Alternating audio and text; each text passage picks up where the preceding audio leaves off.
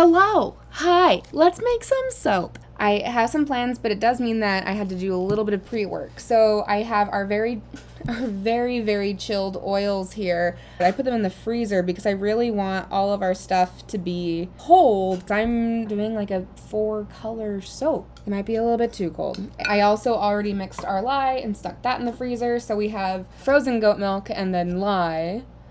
And then now it's nice and cold. So I think this actually, I'm gonna have a lot of time to work. I'm no professional. I get to be a scientist, a chemist, and kind of an artist. The lesson I'm learning is it probably only needs to be in the freezer for about 40 minutes because my freezer freezes fast. I'm gonna tell you a little bit about what I have planned. Titanium dioxide, which basically just makes it white. Mermaid blue mica from Brambleberry. It's one of my favorites. It has a nice shimmer to it. I don't know if you can see. Oh, there you go. Yeah, a little bit. Let Us Entertain You from Mad Micas. I can't help it. Tickled Pink by Mad Micas and Ultramarine Violet from Brambleberry mixed together. Violet kind of helps bring down the pink a little bit, so it's not like so hot pink, but it's still very hot pink. These are going to be our accent colors. White is going to be the main base. I am hoping that if I can do this right and it doesn't get too over processed too quickly, it'll be liquidy enough that I can actually try sort of like a bucket swirl into our mold, but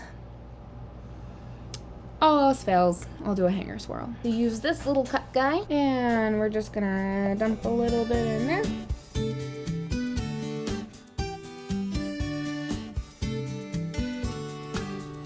And then actually, I am probably going to put all the titanium dioxide into my main oils because for these colors, it'll add a little bit of like pastel white to it. It'll lighten them a little bit so they won't be quite so bright. Then I have my favorite thing, my tiny little mixer. And so then we're just going to go choo-choo-choo. It's dusty. And then we'll go into the blue. Look how pretty.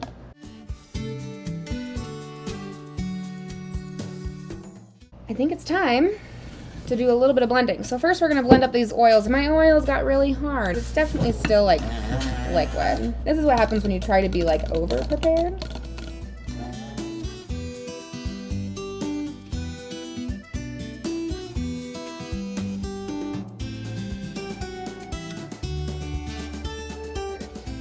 And we're a little bit more solid than I would like to be, but we're still learning. The nice thing is we're a little bit more solid, but it's not because we're over processed.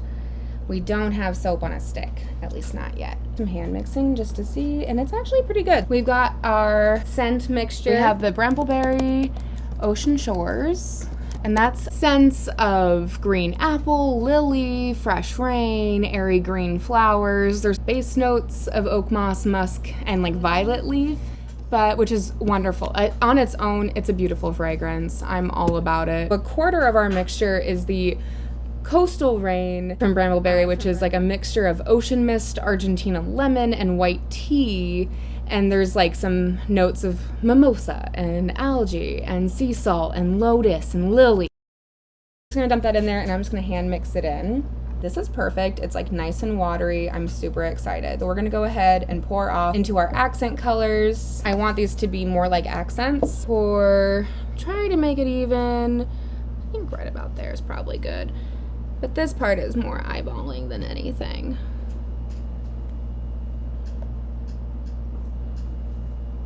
And I think I want more of the green and the blue accent colors than the pink, because the pink is not exactly an ocean-y color. Lightest color, the darkest color, so the green is the lightest color. And so we just get those all nice and mixed together. When I like think about naming my soaps, I always try to like think about like what does this soap make me feel or think of when I'm smelling it or looking at it. Oh my gosh, this color is so pretty. I don't know if it's showing up on camera. It looks like more magenta on camera, but like it's definitely got some like nice like purpley tones to it. Wanting it to feel like a boardwalk. You know, like in terms of the colors, like when you go to the beach and there's a boardwalk there. I think I'm gonna try and do a bucket swirl. I'm just going to put it down the side and I'm not gonna scrape my container just yet because I want to use some of that extra for the top.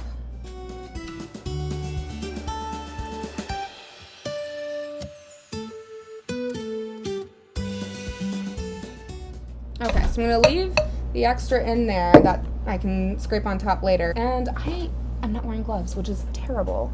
I had clear gloves last week, which is why I think maybe I forgot.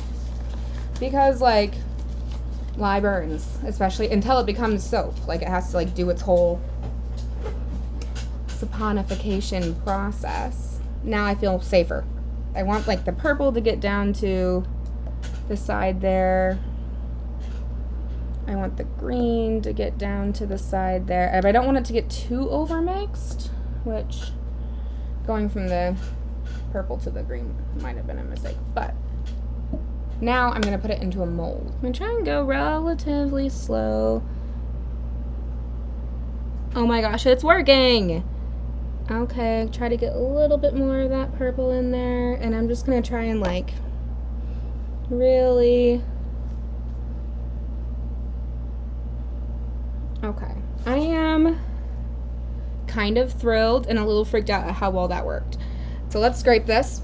That's my first like successful bucket swirl. I've tried a few times and it just like hasn't worked. And so maybe the lesson is have everything be a little frozen, because then you have a more successful bucket swirl. I want just like a little bit of that extra on top here. Now you can see as I start to like pile all of my dishes. I'm not gonna scrape the purple on top. There's already plenty of purple there. So I'll show you a little bit. Trying not to let it tip too much because it's still pretty wet. So we got quite a bit of multicolor here. I'm gonna clean up the edges. I am going to use my little tiny spatula that I didn't even get to use, and I'm just gonna do a little infinity swirl on top. Ooh, okay, and then I'm gonna go around the side just a little bit, just to make sure.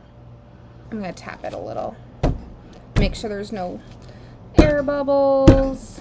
But I don't want to tap it too hard because I want all that color to really pop. I'm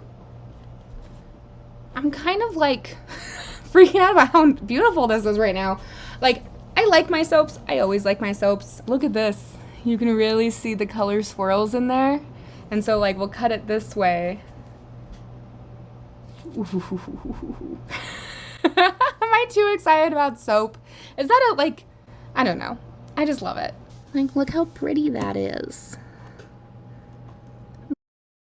Ooh. Like floral notes, and it's so pretty. Pull this out of the mold and see what we get. The colors kind of pasteled out a little bit.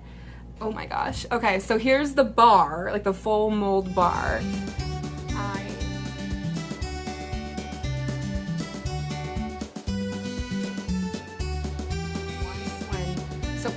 Oh my gosh, look at the inside of this.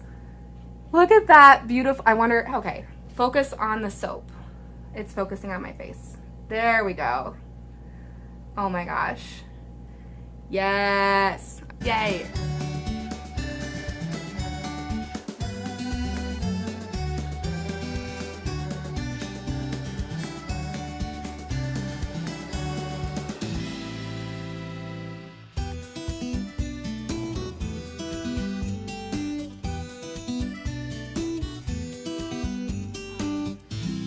Have like a super fancy wire cut or anything, and then like there's the butt, and so I use the butts. I don't like waste them. I'll use them for like little samples, or we'll use them in our house. So like they'll sit on these different little like things to cure, so that way they get like the air around them that they need. As it cures, my guess is that where it's sort of that pastel, almost like eggshell color, it might go a little bit lighter. It might go a little bit more pastel, but honestly, I love how bright that is without being oversaturated. Fun and happy, and it smells so good. On Thursday, when I pre-mixed my oils and I pre-mixed my goat milk and lye, and then I put them in the freezer, my oils were almost solid. They were almost a little bit too cold, but what that ended up doing was it gave me this really liquidy soap to go into the mold. So when I poured it, it swirled so nicely. So I learned that this is a gay day on the beach. It is so beautiful, and it makes me so happy. I am obsessed. Thank you so much for joining me. This was so much fun. We stream soap making on Thursdays.